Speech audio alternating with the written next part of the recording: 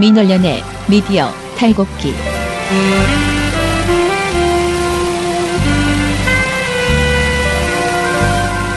민원련의 미디어 탈곡기 75화 시작하겠습니다. 저는 박수 칠 기분이 아닌데. 네. 안녕하세요. 저는 민원련의 김원경 사무처장이고요. 미디어 탈곡기의 이장입니다. 돌아왔습니다. 홍보해놓고 안 오시다가. 홍보를 안 오시면 어떡합니까? 그러게 말이야. 자, 인사하십시오. 네, 권한대행에서 물러나게 된 이봉호 활동가입니다. 그렇게 침통하게 얘기할 것까지. 전 권한대. 그러니까요. 이빨 빠진 호랑이가 돼서 시계도 못 팠고. 네, 저는 분야회장 배나은 활동가입니다. 예. 저는 아무튼 잘 들었습니다. 제가 휴가지에서 계속 이걸 틀어놓고 밤에 이제 업로드 되면은 막 틀어놓으면 애들이 우리 집 식구들이 제발 시끄러우니까 제가 되게 소리 크게 해놓고 막 밤에 들으면 진짜 여기까지 이봉호 활동가가 따라온 것 같다. 다들 놀렸는데요. 아무튼 두 분의 활약을 잘 들었습니다. 아유, 어찌나 그냥 놀리던지 그냥. 방송이 좀 더 깔끔한 면이 없지 않아 있습니다.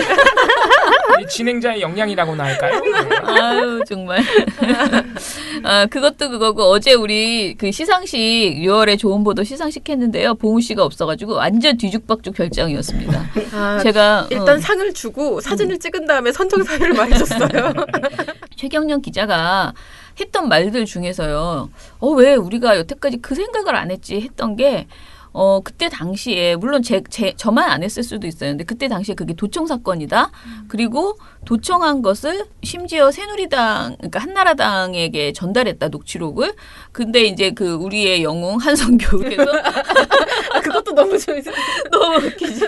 우리의 영웅 한성교육께서 흔들면서 녹취록이라고 자랑을 하셔가지고 모든 것이 들통나 버렸다.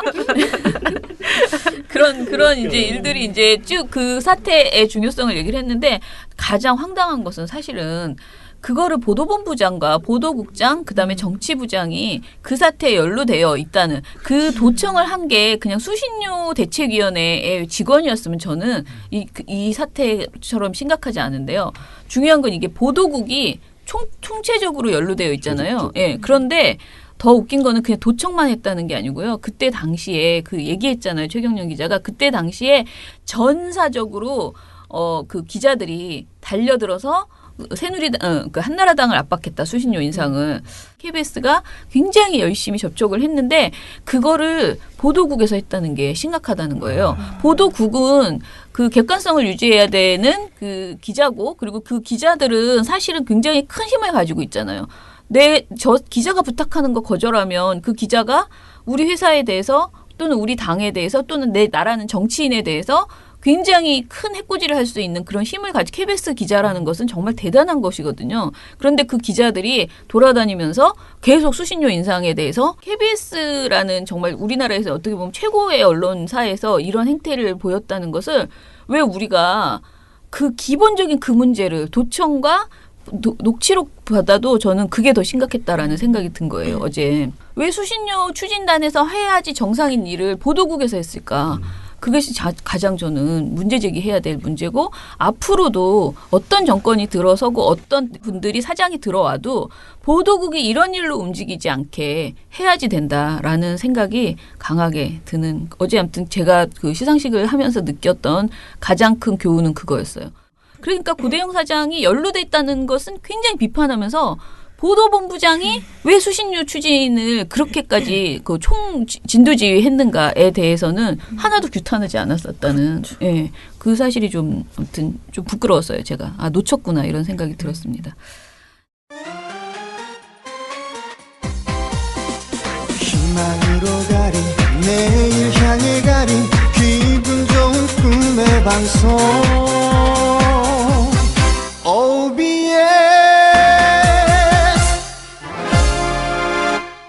저희 오늘 OBS의 유진영 지부장님 연결해서 OBS 투쟁 소식을 좀 알려드리려고 하는데요. 일단은 지난 4월에 OBS에서 정리해고 사태가 벌어졌습니다. 그래서 이후에 계속 그 OBS를 중심으로 해서 굉장히 많은 시민사회 단체, 언론단체뿐만 아니고요. 참여연대 등 그 노동 관련된 그 이슈에 많이 결합하는 단체들이 굉장히 열심히 이 사태에 대해서 관심을 갖고 함께 움직이고 있습니다. OBS는 아시다시피 경기 지역 민방이고요.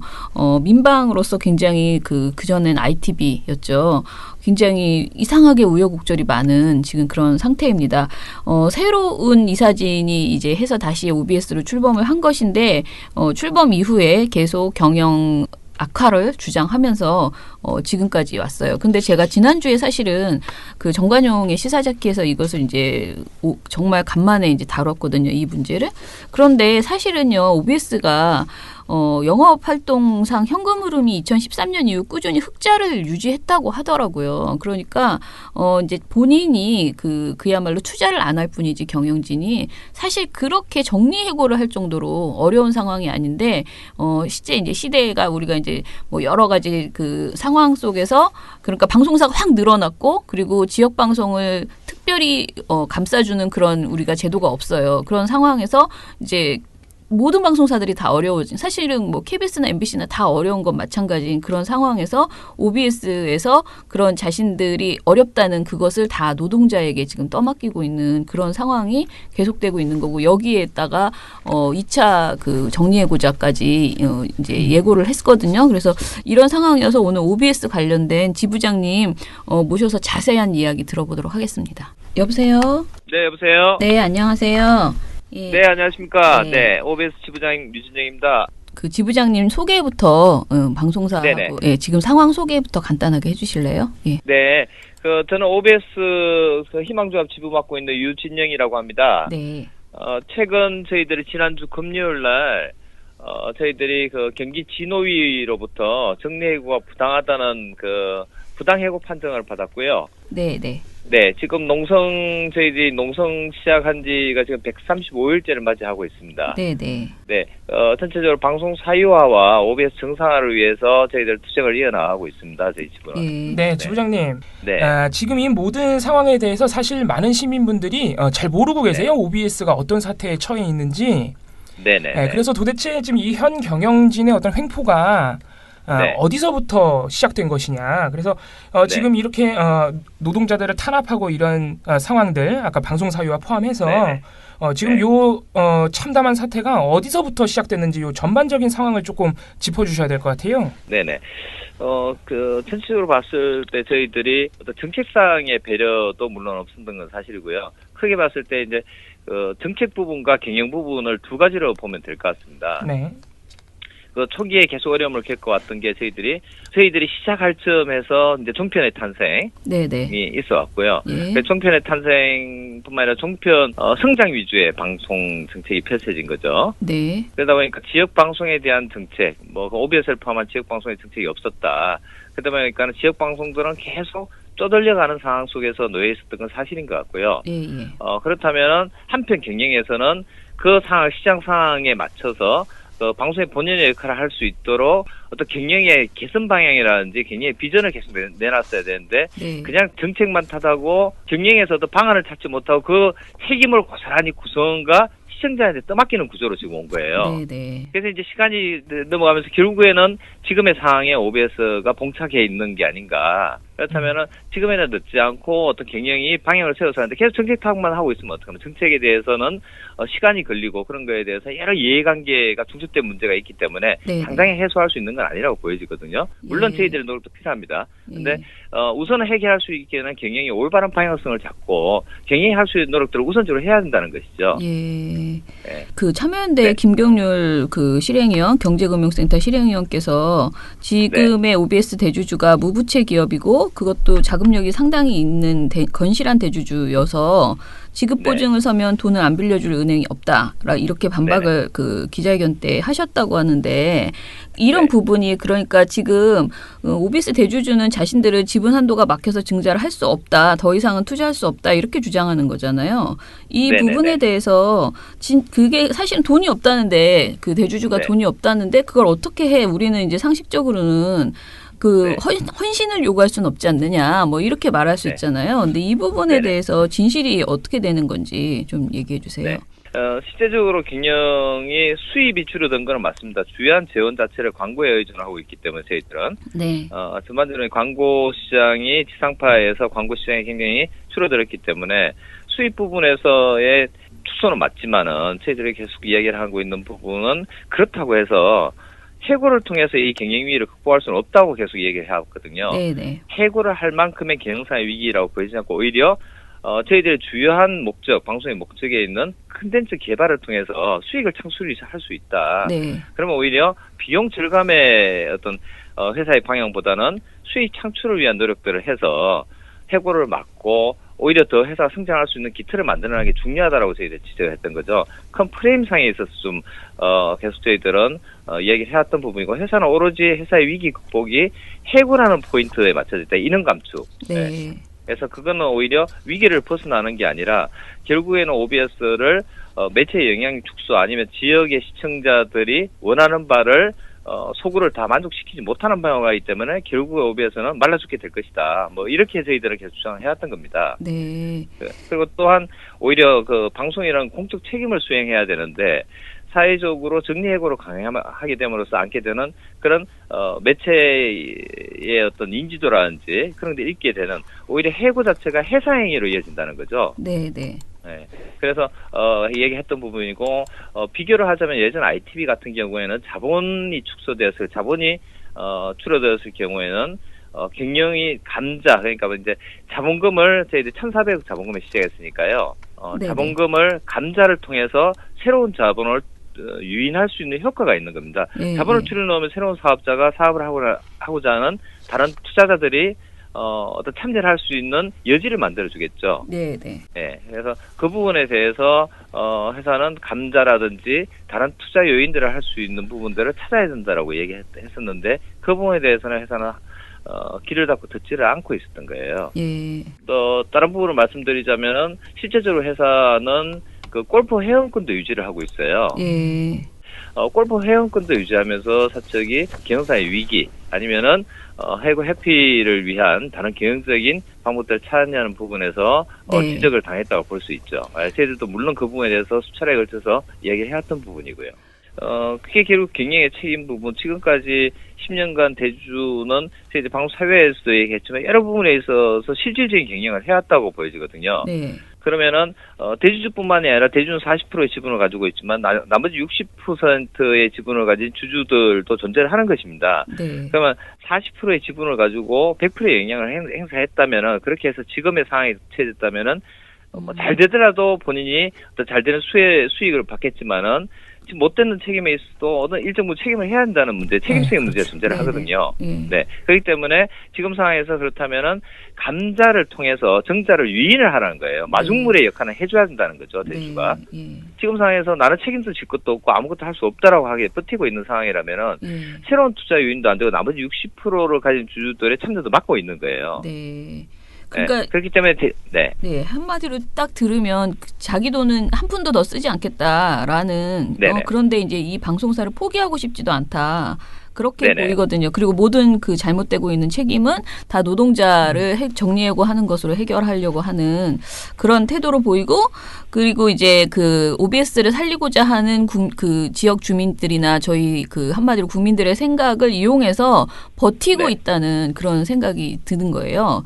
근데 지금 이제 말씀하실 때 OBS 지금 저희 봉우 씨도 그렇고 방송사위와 이야기를 했어요. 그런데 그러니까 OBS가 지금 어떤 방송을 하고 또 황당한 뉴스들도 굉장히 여러 번 있었다고 얘기를 들었어요. 그러니까 뭐 백성학 회장의 개인 그 사업 같은 것을 홍보한다거나 이런 부분들을 좀 얘기를 해주세요. 혹시 또 노조가 탄압을 받은 사례가 있다면은 그런 부분도 좀 소개를 해주시기 부탁드립니다. 지금 먼저 이제 방송 사회화 부분에 있어서는 저희들이 특히 이제 보도 부분에서 최근에 있었던 숭이초 사태를 이야기할 수가 있을 것 같습니다. 네. 네. 7월 12일 YTN 서울 숭이초등학교가 학교 폭력을 저지른 재벌 손자를 봐주고 사건을 은폐한 것으로 교육청의 감사 결과 드러났습니다. 숭이초 문제는 사회적인 공분을 많이 샀고 학교 측의 어떤 대응이라든지 그런 부분에 있어서 네, 오히려 사과라든지 재발 방지를 약속하기보다는 법적으로 따지겠다 하는 부분에 있어서 네, 네. 학교 측의 대응에서 나타나듯이 어떤 뭐 사회적인 공분 아니면 오히려 그게 학교 측의 대단을 지키기 위한 학교 측의 무성의한 태도라든지 이런 것들이 사회적 공분을 많이 샀고 네, 이후에 네. 있었던 뭐 여러 가지 대응이라든지 문제 본질에 대해서 보도가 많이 됐었는데요. 네, 네. 그 보도가 OBS는 한 건도 보도가 안 됐습니다. 숭이초가. 네. 네. 그 이유 자체가 결국에는 숭이재단 자체를 지금 대주주가 소유를 하고 있다는 것이죠. 그렇군요. 네네. 네. 그래서 왜 안 되냐고 따져보니 결국에는 숭이재단 자체가 대주주가 가지고 있는 겁니다. 그렇다면 일정 정도 대주주의 눈치를 보고 있든지 아니면 대주주의 간접적인 어떤 영향력이 행사됐다고 보는 거죠, 저희들은. 네, 네. 네. 근데 역으로 저희들이 또 여기에 영안의 계열사로서 대우버스라든지 클라크라든지 네. 여러 또 계열사들이 있습니다. 그쪽의 홍보를 위한 기사들은 또 발견을 할 수가 있다는 겁니다. 네. 특히 이제 버스 같은 경우에는 아무래도 승용차보다도 실질적인 소비자들이 좀 국한된 부분이 있잖아요. 네. 네. 근데 뭐 승용차의 어떤 신차 발표는 많은 국민들 관심을 가질 수가 있지만은 사실 버스는 소비자들이 좀 한정되어 있는 부분이 있죠. 네. 그럼에도 불구하고 신차가 나올 때는 항상 저희들이 보도 뉴스에서 버스 거예요. 신차가 나오면 보도가 나온다고요? 네. 그거 좀 진짜 이상하다. 2011년 12월 14일 OBS 지난해 중소형 버스 시장에 진출한 자일 대우버스가 오늘 2014년형 뉴 레스타를 출시해 시장의 70%를 점유하는 현대자동차에 도전장을 내밀었습니다. 심각하네요. 네. 그래서 이거는 방송의 사회화인 거죠. 네. 이거 뭐 뿐만 MBC나 아니라 다를 바 저희들이 없는, 네. 네. 그 콘텐츠를 지금 제작을 잘 못하고 있잖아요. 그 얘기 들어보니까 보도 제작을 제외하고는 OBS가 자체 제작하는 프로그램이 단 2개일 뿐이라고 하는데 OBS에서 만드는 콘텐츠들 퍼센트가 어떻게 돼요? 실질적으로 저희들 100% 자체 편성을 해서 그 중에 네. 40%를 이제 자체 제작으로 네네. 뭐 그거는 해마다 조금 차이는 있었으면 40% 선에서 자체 제작을 해왔습니다. 네네. 물론 자체 제작 안에는 저희들이 직접 이제 안에 있는 PD들이 지금 만드는 경우도 있을 거지만은 네. 외주 형식, 외부 제작을 통해서도 예, 이제 예. 수급을 하는 경우가 있죠. 네. 근데 지금은 그 외부 제작마저도 구매로 떼우고 있는 현실입니다. 네. 그래서 실질적으로 프로그램은 자체 제작이 초창기에 저희들이 2007년 개국할 때 네. 17개의 프로그램을 자체 제작을 했었어요. 네. 네, 그러니까 외부 제작은 빼고요. 네네. 그래서 17개의 프로그램을 자체 제작을 해왔었는데 실제적으로 자체 제작은 2개에 거치고 나머지는 외부 제작도 거의 없어요. 없고 그렇군요. 구매로 다 떼우고 있는 현실. 예. 네. OBS 하면 딱 떠오르는 게 시네뮤직이에요. 저희 그 영화 평 쓰는 친구 있는데 이사가 있는데 시네뮤직 매니아예요. 굉장히 좋아하는데 네. 그 시네뮤직이 살아남은 것도 대주주가 좋아해서라는 아, 진짜요? 있던데. 과연 정말인가요? 네. 네, 시네뮤직도 매니아층을 형성하고 있긴 하지만은 네. 시네뮤직도 어떤 그 시대에 따라서 편성의 시간이라든지 방송사에서 네. 이 프로그램은 어떤 개편에 따라서 어떻게 해야 될지 결정을 해야 되는데 네. 이 프로그램 자체가 편성 시간이 변화된 적이 없어요. 네. 그 이유 자체가 백 기장이 개인적으로 그 시간에 보고 그걸 봐야 되는 시간이 소전 얘기라서 그렇다는 거예요. 뭐 방송이 프로그램 경쟁력을 고려할 때 사람들의 시청자들의 생활 패턴이 아무래도 조금 여름에는 조금 늦으니까 이 시간에 옮겨야겠다 이런 것들이 전략이 있잖아요. 네.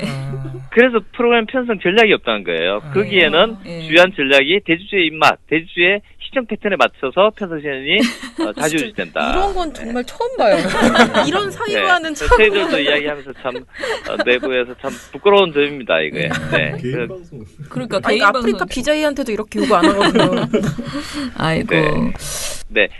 저희들이 이제 또 유일하게 유지되고 있는 게 유인촌의 명불허전. 예, 맞아요. 명불허전도 있죠. 유인촌의 명불허전은 참 시청률이 0.02%에 저희 PD 지금 인상박 썼습니다.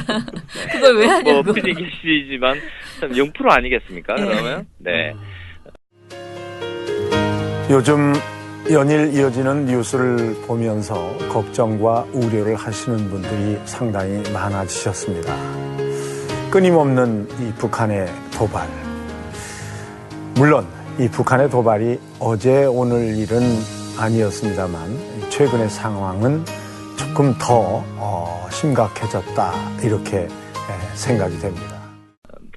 그렇다면 이 프로그램에 대해서 지금 프로그램이 단 2개만 해야 되는 게 현실이라면은, 만약 그 부분까지도 인정을 해준다면은, 과연 이 프로그램이 존재를 해야 한다는 거예요. 네. 지금 지역 시청자들의 목소리를 대변할 수 있는 시사 프로그램이라든지 지역에서의 아젠다로 삼아야 될 것들이 굉장히 무수하게 많을 텐데, 그렇죠. 예. 과연 유인천 명불허전이 시청자의 소구력을 담보하고 있냐는 거죠. 예. 그러면은 거기에 들어간 제작비가 다른 쪽에서 이용돼야 되는 게 맞지 않느냐, 네. 이렇게 보는 거고, 그걸 고집해야 되는 것도 유인춘 씨를 백 회장이 개인적으로 좋아하기 때문이다.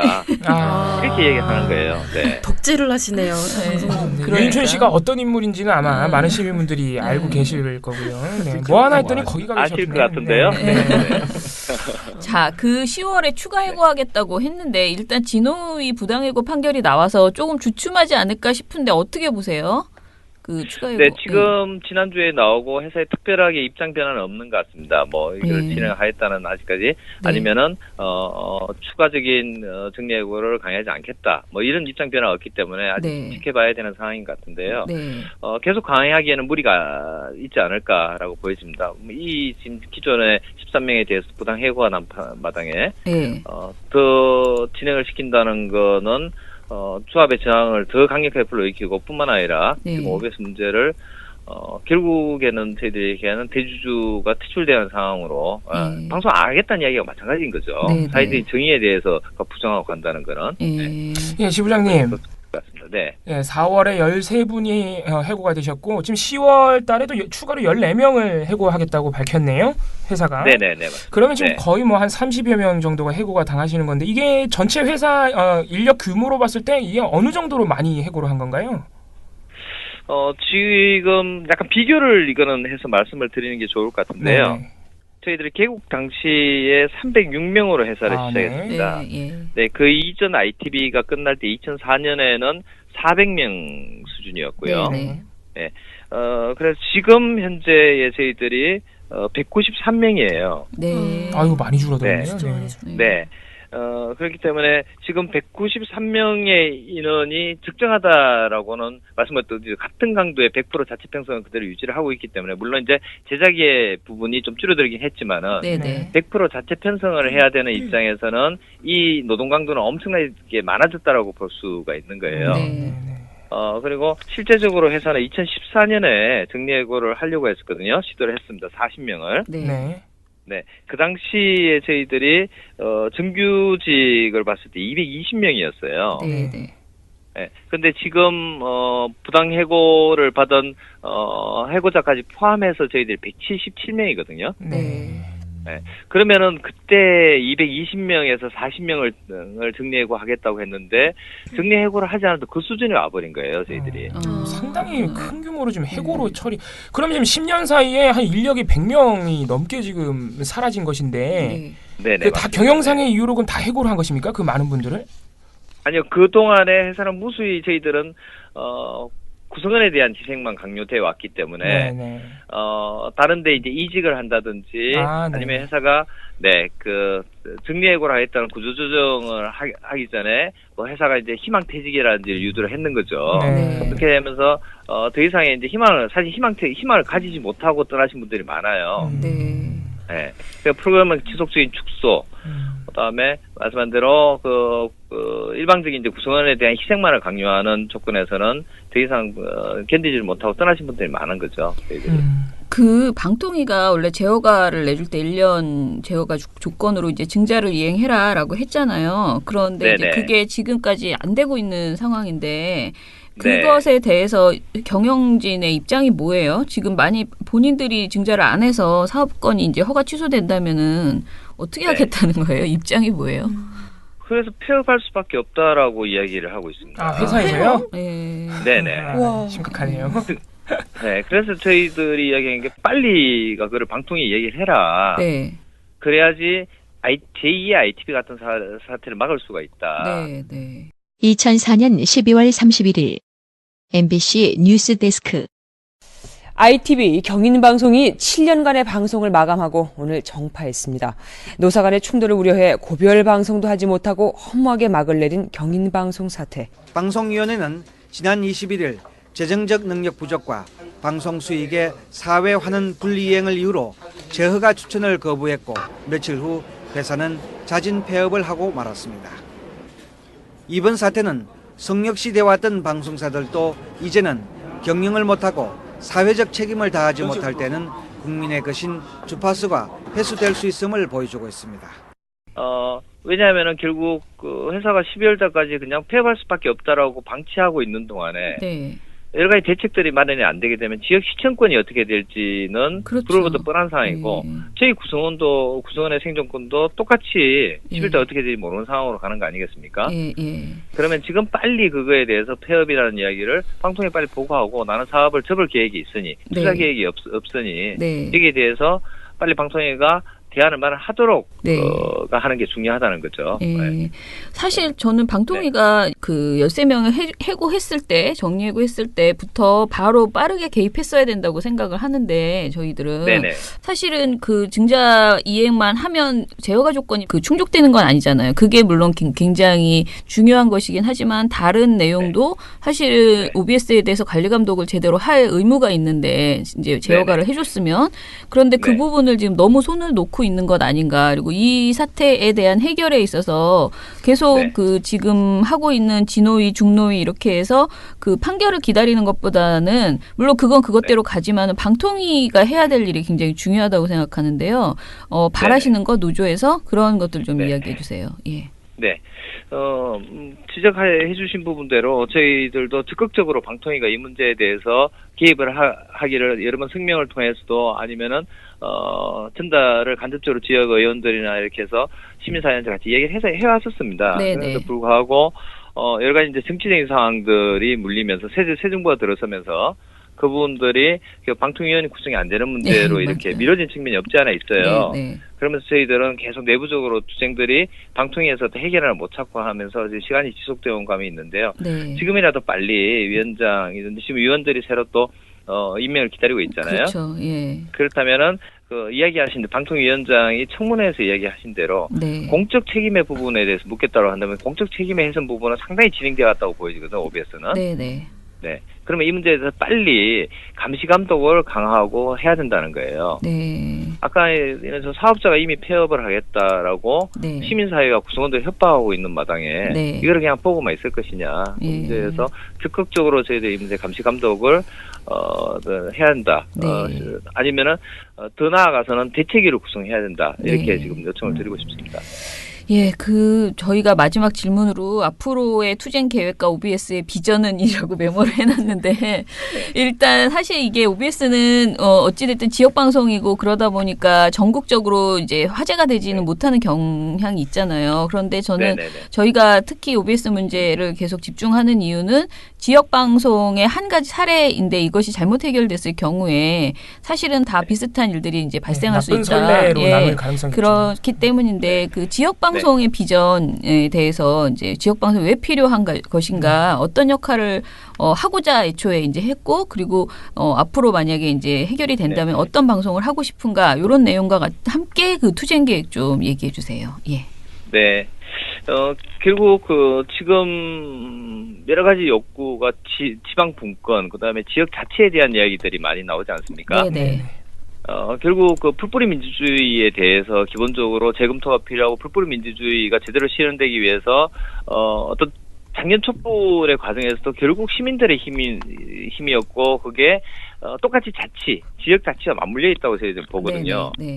그렇다면 지역 분권이라는 지역 자체에서 중요한 역할을 할 수 있는 게 언론의 역할이라고 보여집니다. 특히 지역 방송이 그 역할에 있어서 중요한 역할을 해야 되고, 지역의 목소리들이 지역 방송을 통해서 표출이 되고, 지역 방송이 제대로 서 있어야지 그런 목소리들이 하나로 뭉쳐질 수 있다고 보여지거든요. 그렇지만 지금 현실적으로 지역 방송들이 다 그 역할을 하고 있냐라고 하면은 아마 지역 시청자들은 그렇지 않다라고 대답을 하실 거예요. 맞아요. 그래서 그 문제에 대해서 지금 왜냐하면 종편 이제 정책 산업화 방송이 가지고 있는 공공성이나 공적 부분에 대해서 진영 9년간의 논의는 거의 없었다고 보여지거든요. 네. 그렇다면 산업적인 측면, 효율적인 측면을 따지기 이전에 네. 방송의 본연의 공적인 책임의 부분에 대해서 어떻게 하면 그것들이 수행될 수 있는가를 지역 방송의 문제에서부터 시작을 해야 한다고 보여져요. 네. 그렇습니다. 그래서 향후에 지방 분권 지역 자치가 올곧게 가기 위해서는 마찬가지로 전체의 저희들 공영 방송이 네. 또 국민들의 요구를 담고 있다면은 네. 지역에 대한 요구는 지역 방송이 살아남으로 해서 네. 지방 자치의 어떤 풀뿌리가 만들어질 수 있다 이렇게 보여지거든요. 예. 그래서 이 지역 방송 지난 20년간 가져왔던 정책에 대해서 총체적인 점검이 필요하다. 네. 지금 현실적으로 봤을 때 지역 방송의 문제는 그 재원에 대한 문제가 분명히 존재를 합니다. 네, 그렇죠. 네. 그게 결국 대주주의 잘못된 생각으로 인해서 방송이 효율성만 강조하다 보니 지역 방송의 공적인 역할들이 다 훼손돼 버린 거예요. 예. 그래서 이 부분을 견제할 수 있는 방법은 뭔가를 고민이 좀 필요하다는 거고요. 네. OBS뿐만 아니라 그거는 다른 지역 민방들이 같이 공통적으로 안고 있는 문제이거든요. 그렇죠. 예. OBS가 먼저 맡고 있지만은 향후에 이 문제들은 지역 민방이 바로 맞을 수밖에 없는 문제라고 보여지고 그렇다면 이 문제에 대해서 시민들이 적극적으로 참여할 수 있는 방안들을 저희들이 강구를 해야 한다 이렇게 보여져요. 네.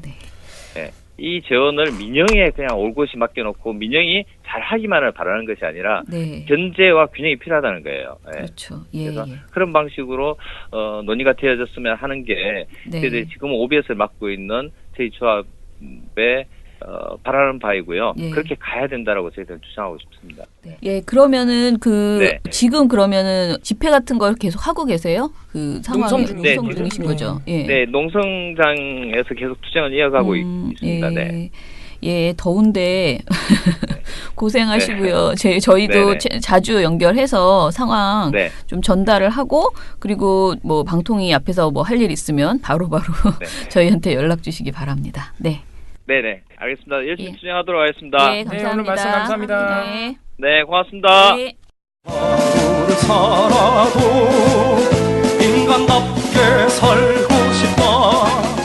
언론이 보도에 대해 당당해야 합니다. 노동이 당당한 나라. 당당한 언론, 민언론과 함께 거침없는 개혁으로 바꿔서 언론이 정의롭고 평등한 대한민국 꼭 만들겠습니다.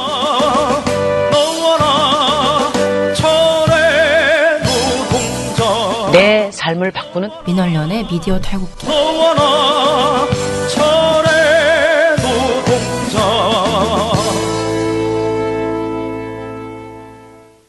예, 오늘 우리 방송, 그러니까 우리 오늘 전화 통화 해보니까 굉장히 충격적이지 않나요? 네, 많은 얘기들이. 저는 이거는 이렇게 단순 비유하기는 좀 어렵지만은 MBC보다 더 심각하지 않나. 네. 그러니까 너무 유치한 이유로 이렇게. 네, 저희가 민원연이라는 언론단체에 속해 있는데도 사실 그 OBS 사태라는 이름은 많이 들어봤어도 그 진실이 뭔지 도대체 무슨 상황인지 잘 모르거든요.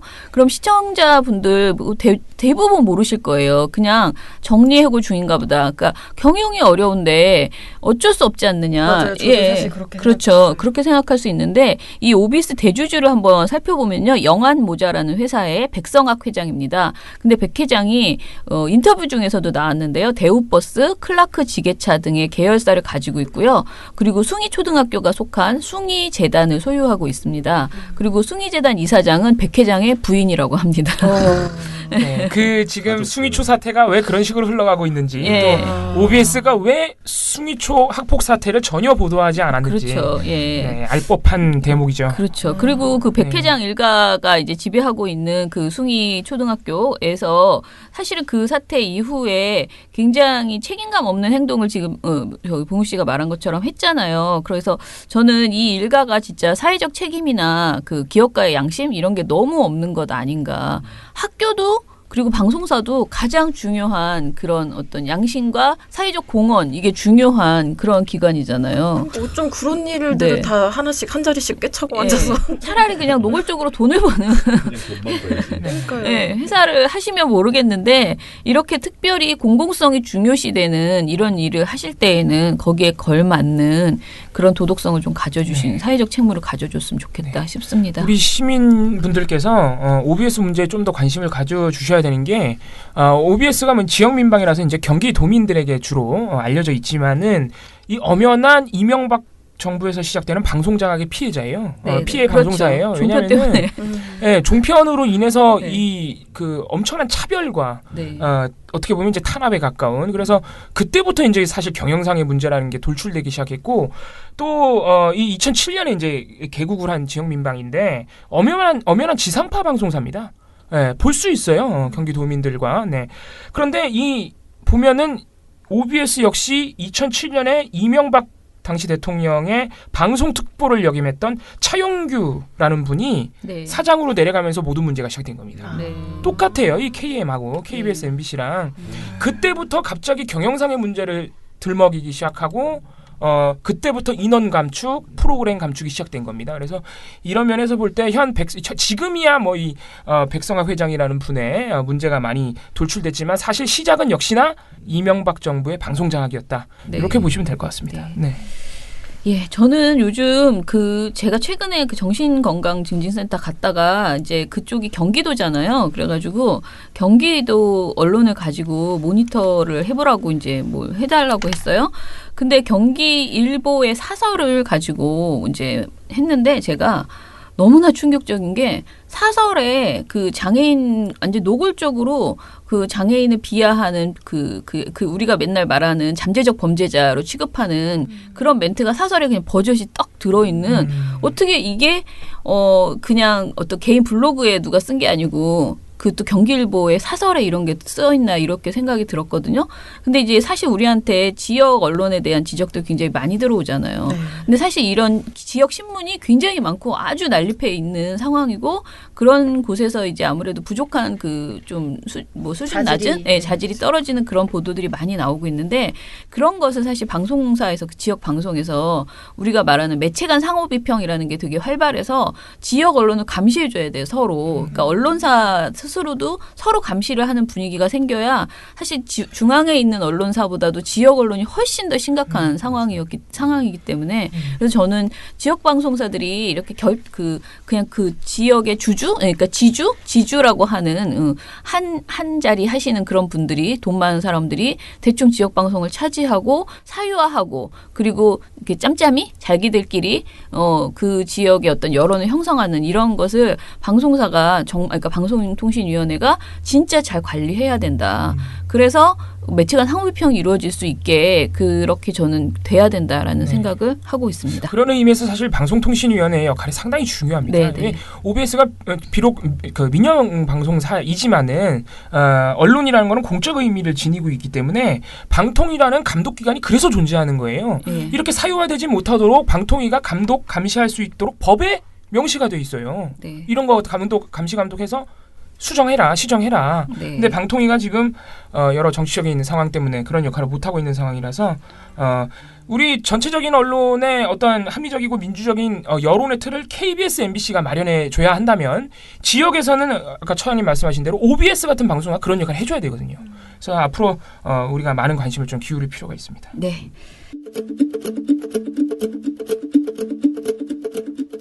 신문 지금 면직물 생산 전문 업체인 경방이라는 회사가 있는데요. 그 회사 사장님이 누군지 알지롱가요? 그 회사 사장님이 김준이라는 분이세요. 근데 이분이 여기 회장이세요, 그냥. 이거 뭐 폄하 발언 아니고요. 경방 회장님이세요. 근데 이분이 지금 최근 막 여기저기 돌아다니면서 굉장히 이상한 인터뷰를 하고 다니십니다. 무슨 인터뷰냐? 지금 경방이 광주에 있는 면사 공장에 있는 어떤 생산 시설을 절반을 베트남으로 이전하기로 결정을 했대요.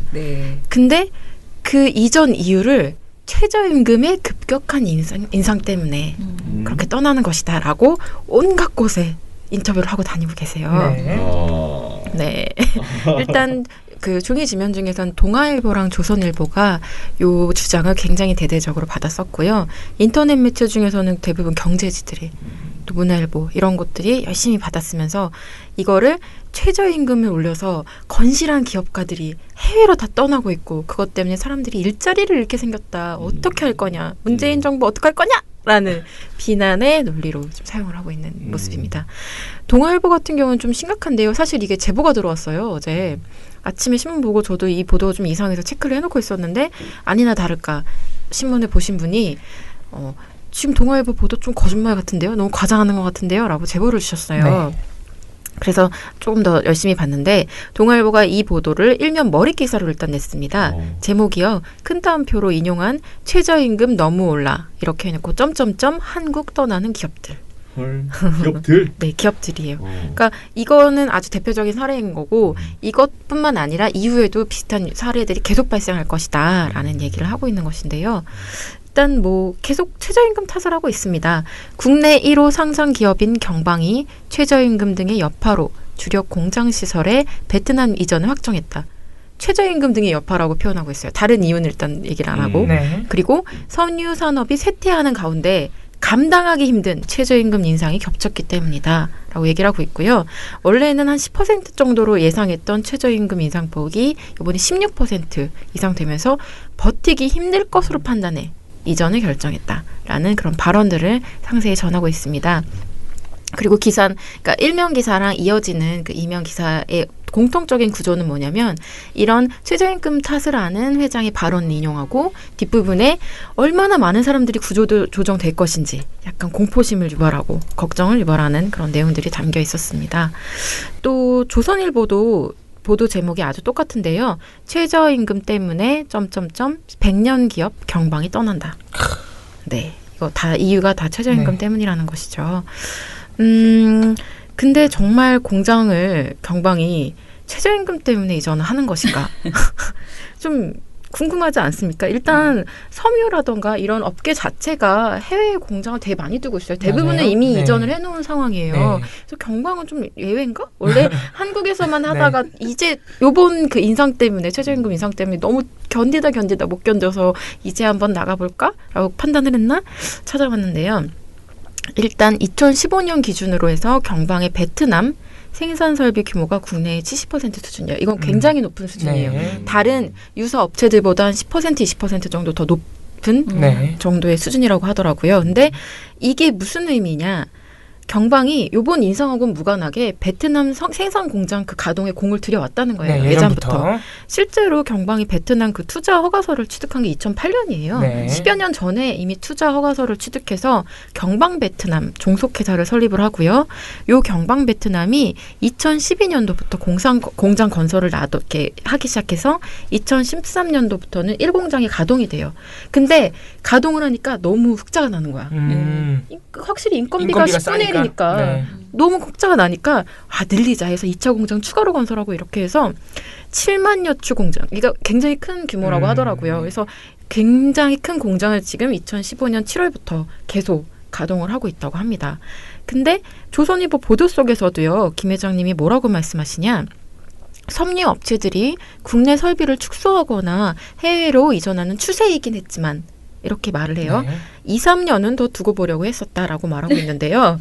이 말은 무슨 의미냐면 최저임금이 최저임금하고는 무관하게 그냥 시기의 문제일 뿐 어차피 나가려고 했다는 거예요. 근데 그냥 그게 2, 3년 좀 땡겨졌어. 엄밀히 말하면 냉정하게 말하면 그런 상황인 거예요. 그렇죠, 네. 근데 마치 최저임금 때문에 막 쫓겨나는 것처럼 어쩔 수 없이 눈물에 막 울고 싶은데 네, 그런 상황인 거죠. 그러니까 그리고 엄밀히 말하면 경방이 나가는 거는 뭐 쫓겨났다기보다는 수익성을 더 높이기 위해서 그렇죠. 본인이 나가는 그 해당 업종 스스로 나가는 거죠. 네. 영향을 끼쳤을 수 있죠. 물론 최저임금이 2, 3년 후라는 게 사실 최저임금이 인상폭이 지금처럼 많이 오르지 않아 크게 오르지 않았다면 평균적으로 한 2, 3년 후에 이 정도 성장률을 이렇게 올라간 그 기록을 했겠죠. 인상률이 기록이 됐겠죠. 또 하나는 만약에 조선일보 보도대로 경방이 공장을 이전한 그 베트남 인건비가 한국의 10분의 1 수준이라면 그렇다면은 최저임금 이거랑은 무관하게 애초에 경쟁이 안 되죠. 그렇죠. 뭐 어쩌라는 거예요. 그럼 우리가 베트남 수준으로 10분의 1로 끌어내릴까요? 최저임금을? 경쟁력을. 어떻게 경쟁이 안 되는 거죠. 어떻게 해도 경쟁이 안 돼요. 지금 최저임금을 동결해도 심지어 맞아요. 우리는 인건비로는 경쟁을 할 수가 없어요. 근데 이런 상황에서 최저임금 때문에 나갑니다. 최저임금을 많이 올려서 진실한 기업들이 나갑니다라고 말하는 게 그냥 핑계지. 무슨 의미가 있겠습니까? 자, 또 하나는요. 지금 보면 경방 같은 경우에는 최근 몇 년 동안 계속 제조업계 평균 이상의 매출액 대비 영업이익을 올려왔거든요. 굉장히 건실한 기업이에요. 말 그대로. 2013년도부터 2016년까지 정규직 사원을 계속 줄입니다. 왜 그럴까요? 이미 구조조정을 하고 있는 거예요. 공시를 확인해 보니까요. 2013년도에는 그 정규직 직원이 620명이었는데요. 2016년에는 467명. 엄청 줄였네. 한 24% 정도 줄인 거예요. 반면에 계약직 근로자는 2012년에 33명이었거든요. 네. 자, 2016년에는 109명이 됩니다. 다 대체했군요. 비정규직으로. 네, 230% 증가한 거예요. 이거는. 최저임금과 관련 없이 인건비를 줄이기 위해서 현안이 돼 있네요. 그죠. 영업이익이 있는데도. 이렇게 그러니까 경방이 이 기간 정규직을 줄이고 비정규직을 급격하게 늘린 이 기간 동안의 최저임금 평균 인상률이 한 6.9% 되거든요. 그러면 이 정도 인상률이어도 이미 구조조정을 열심히 해왔던 회사가 마치 그 기사를 보면 막 그런 게 나와요. 경방 회장이 막 우리가 이전을 하면 사람들이 얼마나 일자리를 잃을까. 막 우리한테 와서 일을 해주시는 분들이 얼마나 힘드실까. 그 전부터 이미 자르고 있었습니다. 네. 근데 다 자르고 있었어요. 이게 뭐하는 짓이죠 도대체? 뭐하는 짓이야. 네, 이거는 뭐 거의 악어의 눈물이라고 저는 생각합니다. 전형적인 그 나쁜 자본의 모습이죠. 그 얘기해서 뭐 최저임금 요번에 급격한 인상이 아주 결정적인 요인도 아니거니와 이건 사실상 좀 왜곡이다. 핑계 내는 거예요. 핑계를 대고 있는 원래 것이다. 하고 있었으면서 자르고 있었으면서. 상관이 없는데. 네. 그렇게 좀 생각이 되고 있고요. 뭐 최저임금 인상이 이런 기업들 특히 인건비가 어떤 매출액 대비 비중이 높은 그런 업종 같은 경우에는 타격이 좀 클 수 있어요. 근데 그리고 그런 기업에 가해진 압박 자체가 없다라고 얘기하는 건 아니에요. 그리고 언론이 그렇게 얘기할 필요도 없어요. 사실이 아니니까. 근데 이런 말도 안 되는 거짓말을 일면 머리 기사로 따옴표로 따서 이걸 빌미로 최저임금 인상을 비판한다? 이거는 수준 미달이다. 거짓말이다. 라고 생각을 합니다. 건수 잡은 거지. 거짓말쟁이들. 근데 왜 그런 인터뷰를 근데 왜 최저임금 막 이렇게 올랐을 때 그런 거 막 경총이나 이런 데서 그런 얘기 했잖아요. 이거는 우리가 노동자들을 일정 이상 해고를 해서 보여줘야 된다. 이게 얼마나 나쁜 선택인지 정부한테 본때를 보여줘야 된다. 그런 말들이 처음에 나왔잖아요. 저는 그 계획의 일환으로 이분이 좀 총대를 매신 게 아닌가 하는 생각도 들더라고요. 거기에다가 최저임금 등이라고 있으니까 네. 뭐 다른 이유도 있다. 전기세도 뭐 있는데요. 이것도 아주 유용하게 사용될 것으로 보입니다.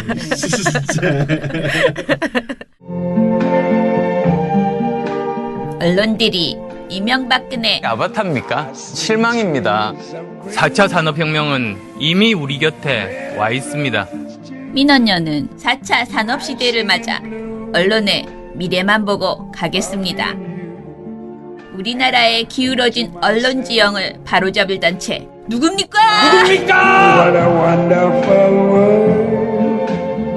민원연의 미디어 달곡기.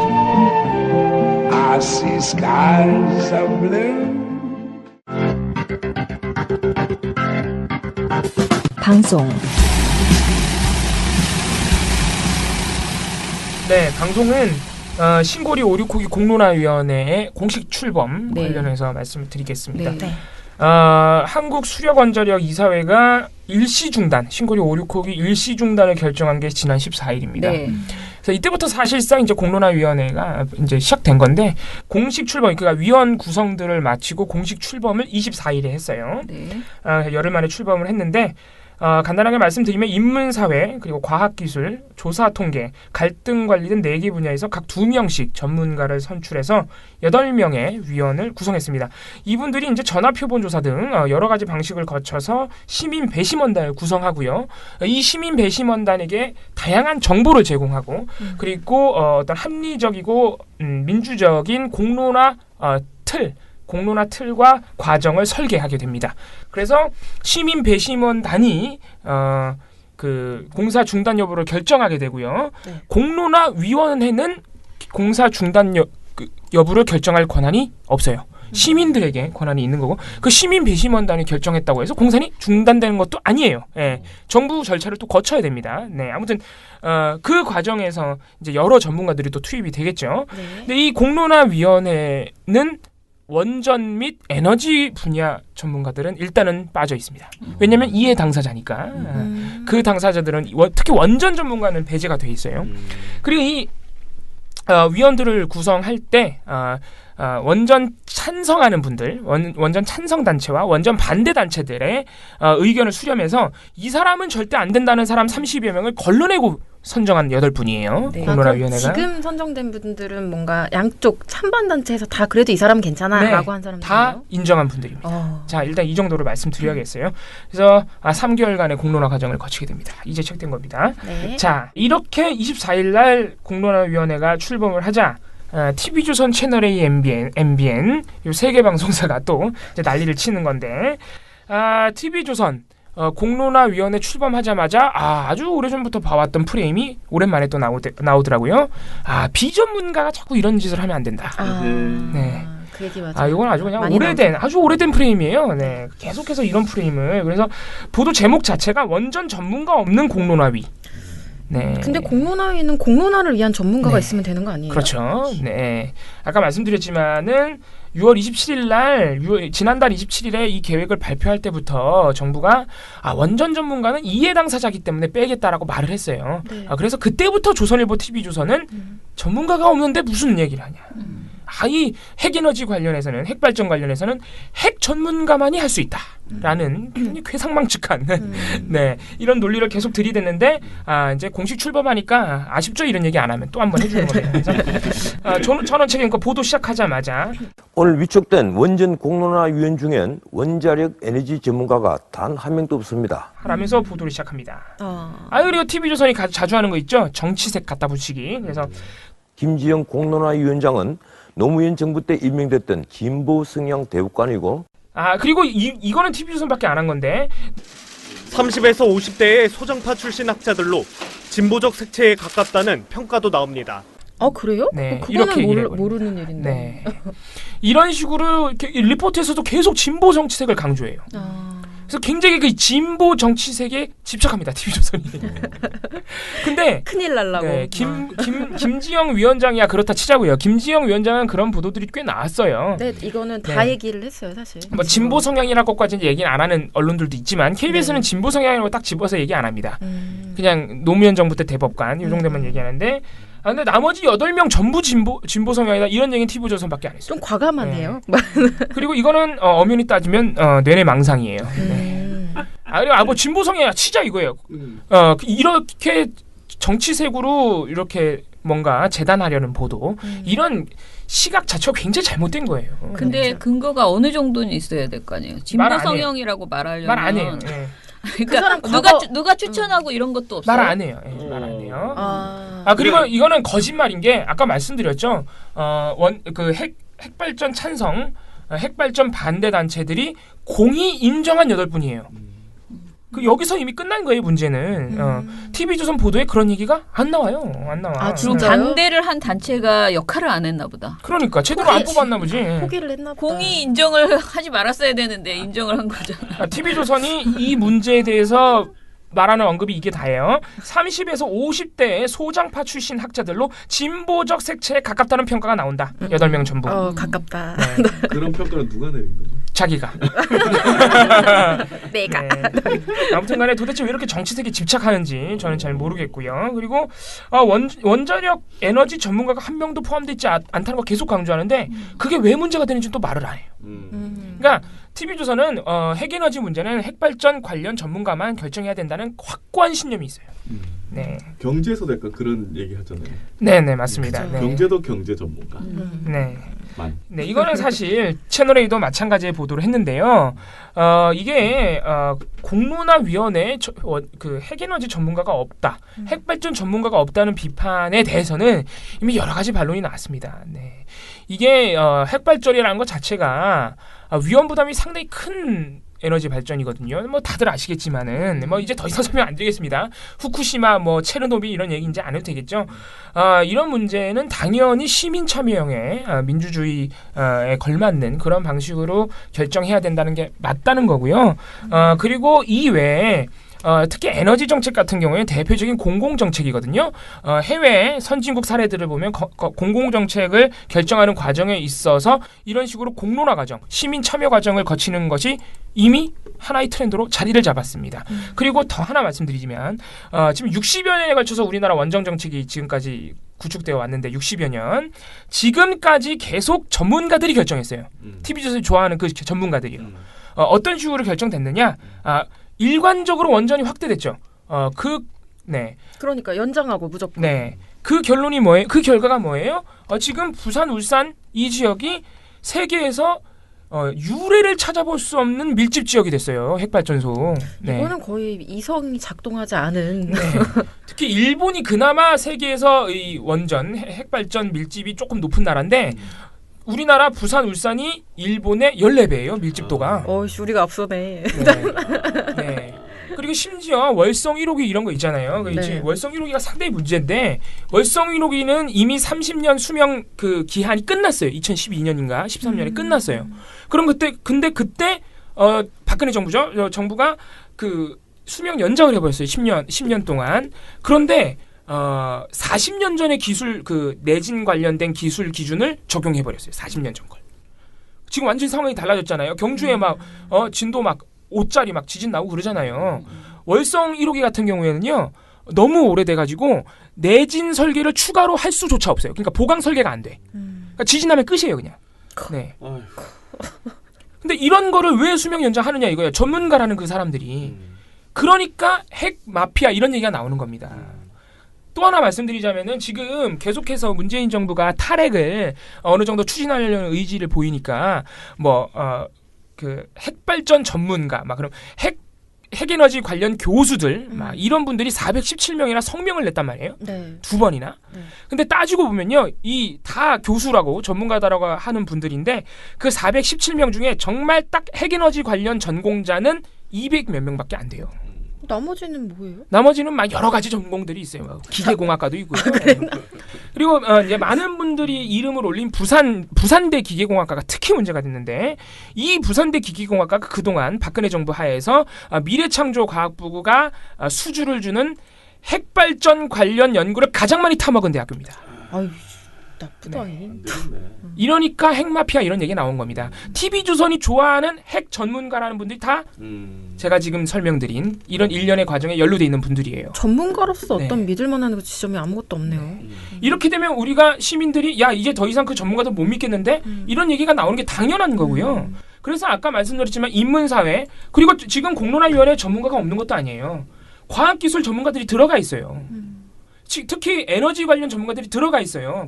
물론 핵발전과 에너지 직접적인 연관된 분들이 안 들어가 있지만은 관리 분야라든가 또 다른 그 이공계열 분야의 과학자들이 들어가 있는 거죠. 그런 분들이 핵에너지의 이해관계에서 동떨어진 채로 약간 거리를 둔 채로 정보를 주겠다 이겁니다. 다른 과학자들이 그러니까 핵에너지 관련 과학자가 아니라 다른 과학자들이 이 문제를 어떻게 파악하고 있는지 보겠다는 거예요. 공론화위원회에서. 근데 이거를 가지고 자꾸 핵 전문가가 없다고. 지금 핵 전문가가 없는 게 당연한 거예요. 이 공론화위원회에서는. 심지어는 2011년에 완전한 탈핵을 다시 한번 결정한 독일 역시 똑같이 3개월에 걸친 공론화 과정을 거쳤는데 이거는 그때 당시에는 이제 에너지윤리위원회였어요. 독일의 이름은. 물론 규모가 우리나라보다 크긴 해요. 17명의 위원이 있었고 그런 차이가 있기는 하지만은 기간이나 어떤 과정 그리고 그 공론화 과정을 설계하는 어떤 방식 이런 거는 지금 우리나라 공론화위원회가 상당 부분 벤치마킹을 한 겁니다. 그래서 그런 부분으로 볼 때 비전문가 프레임은 거의 뭐 억지에 가깝다 이렇게 말씀드릴 수 있겠고요. 그리고 TV조선과 채널A가 다 이런 보도를 했지만 채널A만 한 보도도 있습니다. 채널A가 어떤 보도를 했냐면 이건 거의 뭐 기만전술인데 기만자인데 보도 제목이 이겁니다. 공론화 전에도 이미 탈의 큰 그림. 이런 제목의 보도예요. 뭘 근거로 그렇게 말해요? 이게 뭐냐면 이게 보도의 주장을 요약해서 말씀드리자면 이제서야 공론화위원회가 시작되는데 이미 정부는 노후 원전 11기를 폐쇄하려는 큰 그림을 이미 그렸고 이미 추진하고 있다 이거예요. 뭔 얘기냐면 야 공론화 이제 한다면서 왜 노후 원전 11기를 이미 폐쇄한다고 다 추진하고 있니? 하고 비판한 거예요. 정해진 것은 없다. 원전 공사를 계속할지 말지는 상식을 지닌 시민의 뜻에 따르겠다는 것이 정부의 설명입니다. 하지만 문재인 대통령의 뜻은 분명해 보입니다. 보신 것처럼 공론화위원회가 막 출발했지만 정부는 벌써부터 오래된 원전 11기 폐쇄를 위한 로드맵을 만들고 있습니다. 사용 연한이 다 돼서 연장하지 않겠다고. 네, 이거예요. 말도 안 되는 얘기를 하고 있는 거예요. 말도 안 되는 얘기를. 노원전 11기랑요. 신고리 5, 6호기 건설 중단 여부 결정하는 건 관계가 없어요. 별계산이에요. 별계산. 근데 왜 그러니까 채널A는 공론화 이제 하고 있는데 왜 이미 노원전 11기에 대한 폐쇄를 결정했냐 이거거든요. 그냥 핵이라는 글자가 들어가면 다 싫어. 다 그냥 같은 거야. 네. 그냥 알았어. 그리고 채널A를 충분히 그 마음을 이해해주자 이거예요. 그래서 알았어요. 그 주장을 일단 이해를 해주자 쳐도 노원전 11기는요. 폐쇄하는 게 정상적인 수순이에요. 아까 말씀드렸죠. 월성 1호기 진작에 폐쇄했어야 돼요. 그래서 월성 1호기 같은 경우는 아까 제가 말씀드린 그런 부실한 이유 때문에 그 주민들이 너무 불안해서 법원에 그 처분 취소 소송을 걸었어요. 재운영 허가 처분 취소 요구를 하는 소송을 걸었는데 1심에서 이겼어요. 법원이 이 운영 연장 결정은 부당하다는 판결을 내렸어요. 그런데 당연히 우리 원자력위원회가 항소를 했죠. 그래서 항소를 하니까 그 법원의 그 부당하다는 판결이 유보가 되잖아요. 그러면은 계속 운영하게 돼 있어요. 그러니까 그 위험한 원전이 지금도 운영이 되고 있는 거예요. 무섭네요. 그래서 이런 식으로 지금 이것뿐만 아니고 그 고리 1호기는 이미 폐쇄된 거 아시죠? 네. 고리 1호기 언제 폐쇄 결정 내려진지 아세요? 박근혜 정부가 있어요. 그 원전 좋아하는 핵에너지 좋아하는 박근혜 정부가 했단 말이에요. 그건 도저히 안 되겠다. 왜 그런? 딱 이거예요. 왜 그런 줄 아세요? 이거는 어떻게 할 수가 없어요. 이거는. 네. 진짜. 이미 그동안 30여 건이 넘는 사고를 냈고 너무 유명한 거. 이건 어떻게 할 수가 없어요. 그래서 박근혜 정부가 폐쇄 결정을 내렸단 말이에요. 이때는 왜 그 수많은 그 전문가들이 조용했을까? 이상하잖아요. 그 이번에 성명된 417명의 교수님들도 그땐 조용했단 말이야. 박근혜 정부 때는. 왜 그것도 계속 운영하라고 하지? 이상하잖아요. 일관성이 없잖아. 그러니까 이런 부분을 볼 때 노원전 11기는요. 당연히 중단해야 되는 거예요. 그리고 뭐 지금 자꾸 이제 TV조선, 조선일보 이런 언론들이 좋아하는 나라들 몇 개 있어요. 러시아, 중국, 인도. 왜냐? 딱 들어도 불안하네요. 왠지 아세요? 이분들은요. 이 나라들은요. 굉장히 후발 국가로서 이제 와서 핵에너지, 핵발전을 막 건설하고 있는 나라거든.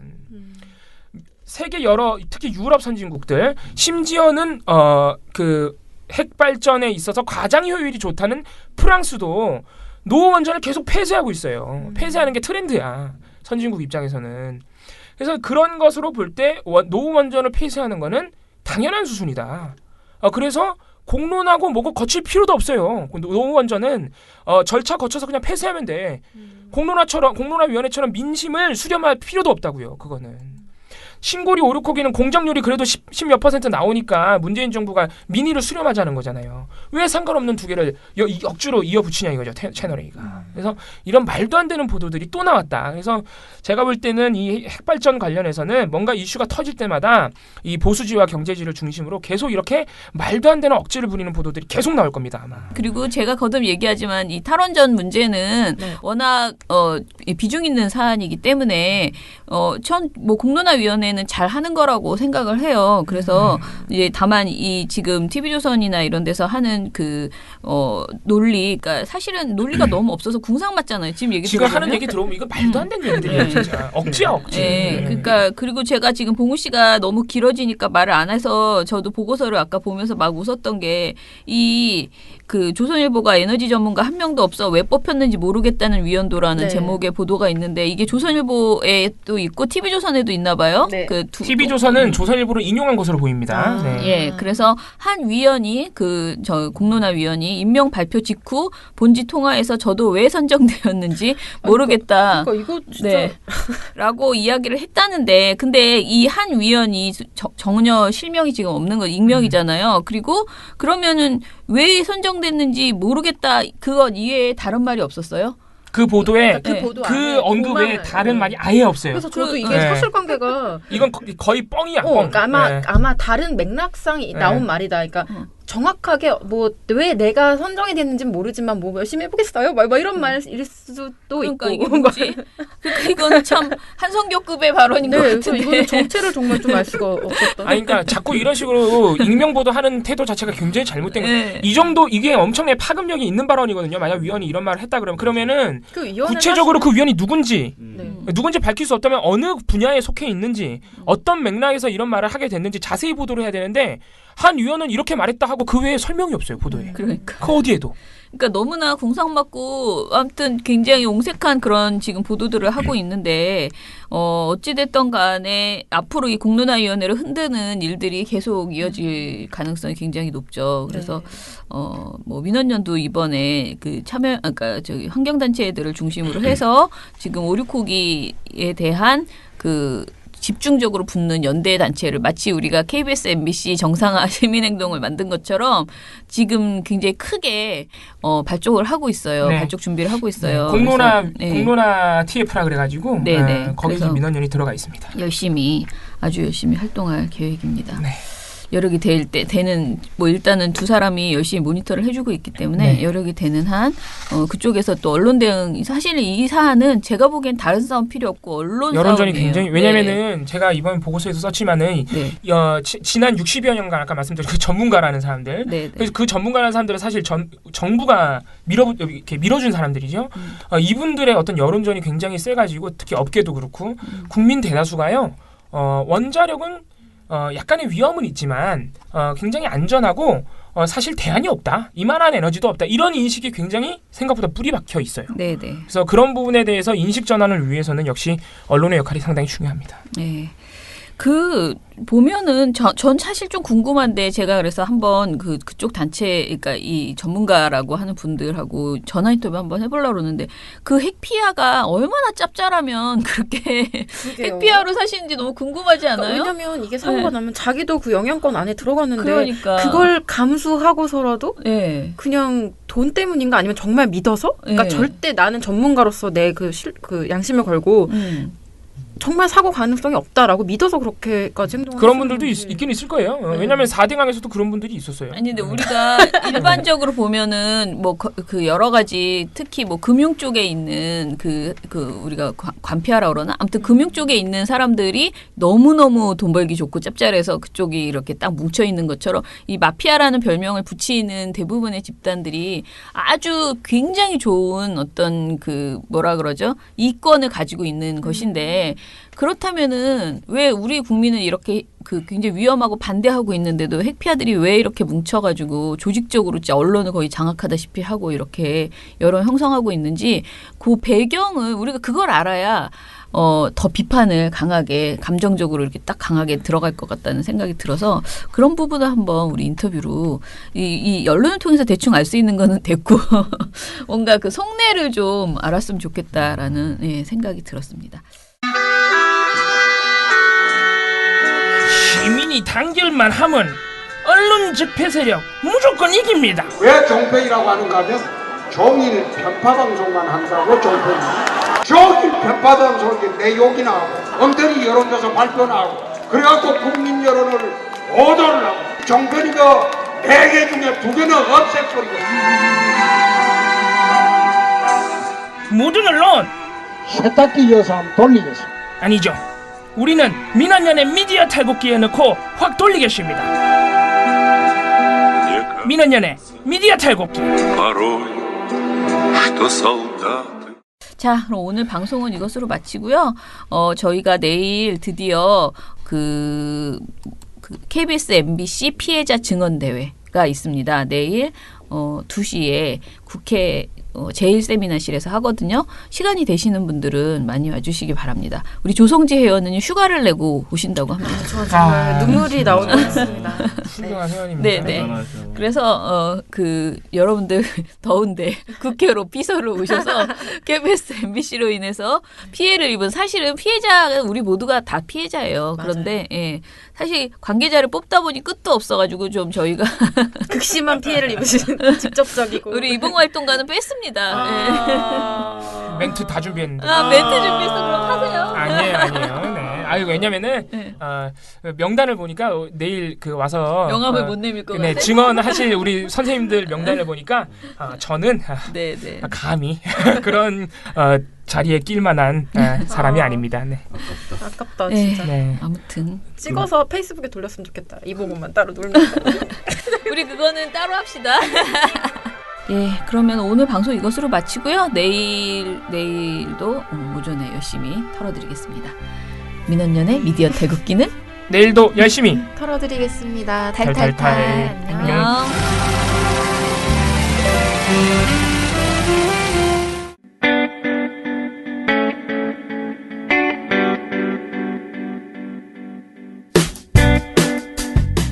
안녕하세요. 민원연의 이봉우 활동가입니다. 우리나라에서 언론의 문제는 민주주의의 문제입니다. 독재와 부패 기득권을 대변하는 언론들은 아직도 살아있습니다. 민주주의의 문제는 곧 우리 삶의 문제입니다.